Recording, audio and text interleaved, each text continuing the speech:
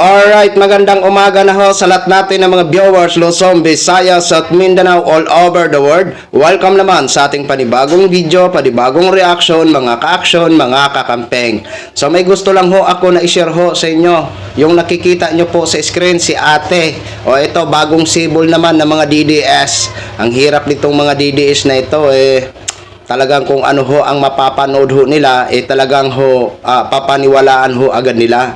Hindi ho muna sila naghihintay kung ano nga ba talaga ang katotohanan. O ayon dito kay ate girl, another ebidensya daw ito labang kay Pangulong Bongbong Marcos. Sus Maria Josep, Diyos ko. Mukhang bago ito si ate kasi bago ko lang ho ito napanood. Kahapon ko ho ito napanood. Kaso nga ho, Semana Santa kahapon.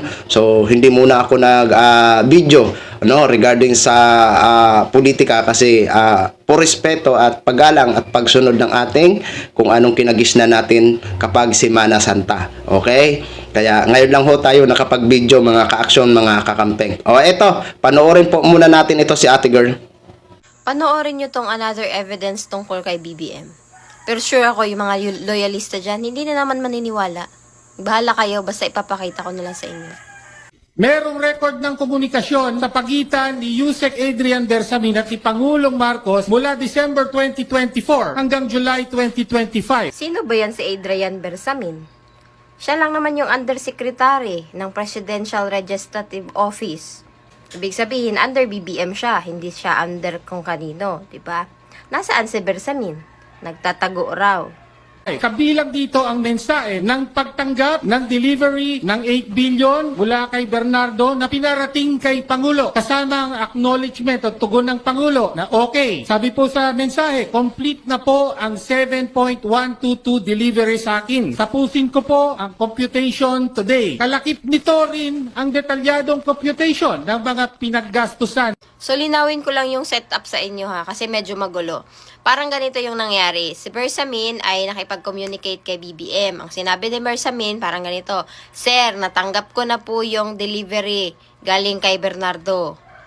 Na magkano yung halaga nandoon. Tapos, kabilang na rin doon yung mga pinanggastusan kung saan napunta yung pera. Ngayon, kung hahanapan nyo na naman ako ng resibo, ayan na yung resibo yung nagsasalita. Nasa kanya yung mga records ng communication ni Bersamin at BBM. Huwag nyo sa akin hanapin kasi hindi naman ako yung may hawak niyan. Okay? Pero ang malinaw ngayon, yan, meron talaga. Sana ba yan si Bernardo ngayon? Di ba umamin siya na meron siyang natanggap na balato mula kay Zaldico? Ayan na, nagkakaaminan na. Hindi pa rin kayo maniniwala. So yun na ho mga ka-action, mga kakampeng, no? Ngayon lang ho ako nakarinig ng isang testimony ay pwede na palang maging ebidensya or pwede na pala maging resibo. Ano ba naman ate girl?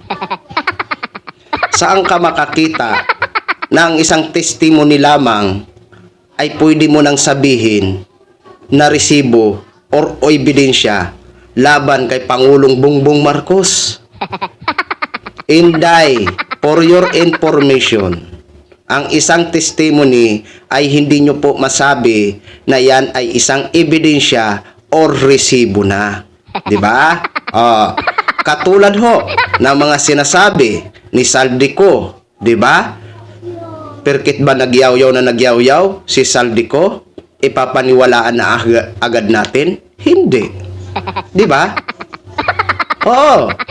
Kasi dapat yung testimony na yan, halimbawa, dapat may kalakip po talaga yan na resibo or ebidensya. Di ba? Kung ano ho ang binabanggit ng congressman na yan, di ba? Dapat nandun ho ang ebidensya. Di ba? Pero kung isang testimony lamang yan, hindi ho sapat yan para madiin si Pangulong Bongbong Marcos kasi isang testimony lang ho yan. hindi ho natin masabi ho yan na yan ay sapat na ebidensya o resibo na agad, 'di ba? At hindi po natin pwede agad paniwalaan yan kasi isang testimony lang ho yan, 'di ba?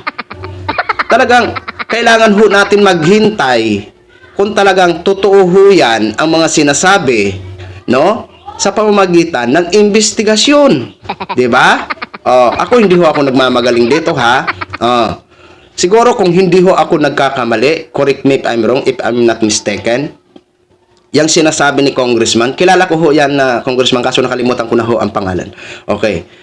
Siguro yan yung sinasabi ni Congressman, parang kung hindi ako nagkakamali ha, paki-correct, no? Parang isa yan sa mga ginamit na grounds, no? Na pag-file ng impeachment labang kay Pangulong Bongbong Marcos. Ang problema, binasura nga ho ang nasabing impeachment labang kay Pangulong Bongbong Marcos. 'Di ba? Uulitin ko lang in my own opinion, ate girl, yung testimony hindi mo po pwedeng gamitin na talagang yan ay magiging sapat na ebidensya o magiging sapat na resibo. Kasi ho yan, testimony lang ho yan. Wala pa po tayong kasiguruhan. Tama ka po. Hindi lang loyalista ang hindi